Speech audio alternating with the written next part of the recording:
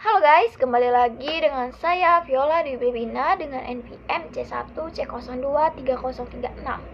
Nah, kita akan melanjutkan video yang sebelumnya, di mana video sebelumnya itu menerangkan atau membahas mengenai bab 11 mengenai segmen operasi.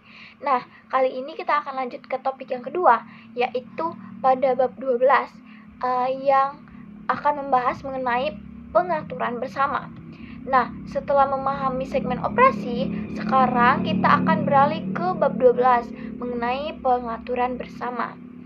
Nah, bab ini nih sering muncul di ujian karena dan konsepnya itu sebenarnya tidak rumit jika memahami secara logika dasarnya. Nah, langsung saja, apa sih kita perlu memahami apa itu pengaturan bersama? Pengaturan bersama itu merupakan situasi di mana dua atau lebih pihak bekerja sama dalam suatu aktivitas ekonomi untuk mengendalikan aktivitas tersebut secara bersama-sama.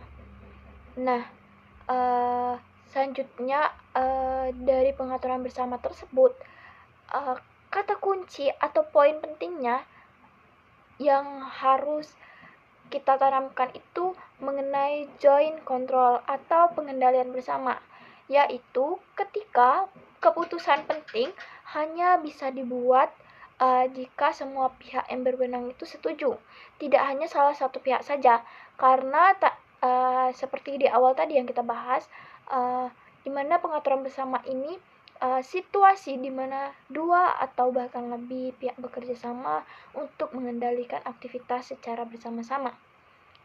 Nah, selanjutnya jadi bukan cuma sekedar dua perusahaan yang bekerja sama, tetapi juga dua atau lebih perusahaan yang akan bekerja sama dan mengendalikan aktivitas secara bersama-sama.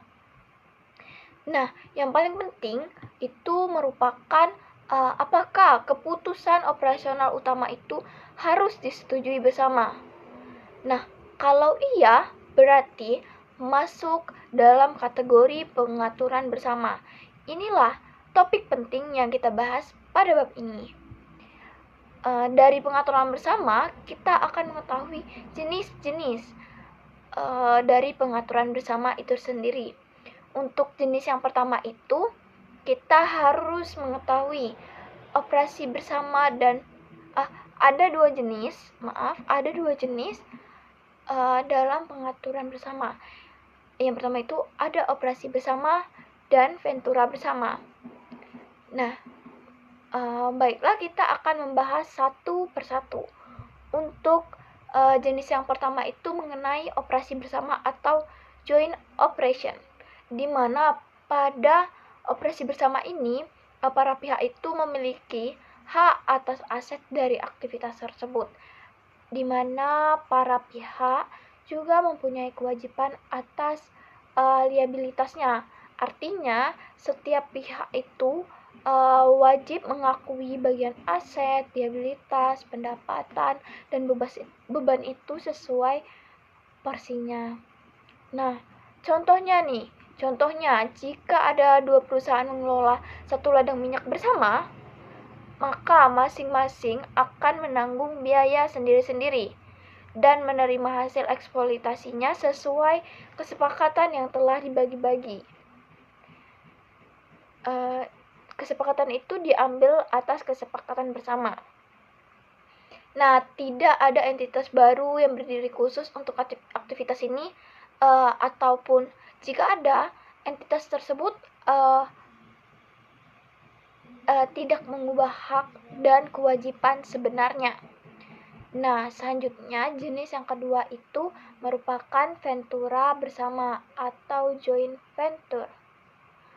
Nah, pada ventura bersama, para pihak ini tidak memiliki hak atas aset dan liabilitas individual, karena mereka itu memiliki hak atas net aset, yaitu aset bersih dari entitas yang dibentuk. biasanya itu dibentuk entitas baru, misalnya PT bersama. Nah, contohnya untuk kita lebih paham, ketika ada dua perusahaan itu membentuk perusahaan baru untuk membuat produk tertentu, di mana keuntungan dan kerugiannya itu dibagi sesuai porsi kepemilikan entitas tersebut. Selanjutnya, untuk perlakuan akuntansinya itu dalam operasi bersama, setiap pihak itu akan mengakui bagian aset yang mereka kendalikan, bagian liabilitas yang menjadi tanggungan mereka masing-masing, bagian pendapatan yang diperoleh, bagian beban yang dikeluarkan. Tidak ada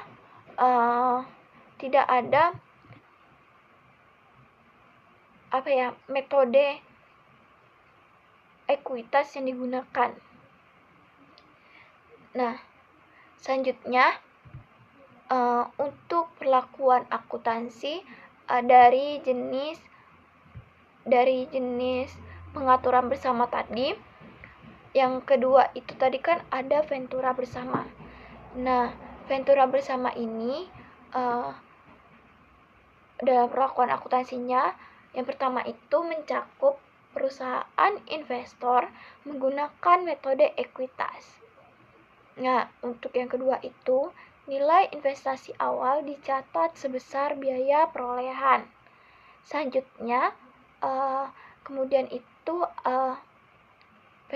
dari ventura bersama ini maka disesuaikan dengan bagian laba atau bagian rugi ventura bersama.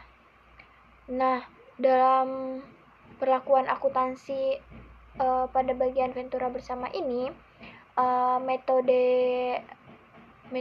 yang telah disebutkan tadi digunakan karena untuk pihak-pihak yang tidak menguasai aset atau liabilitas secara langsung, tetapi hanya ada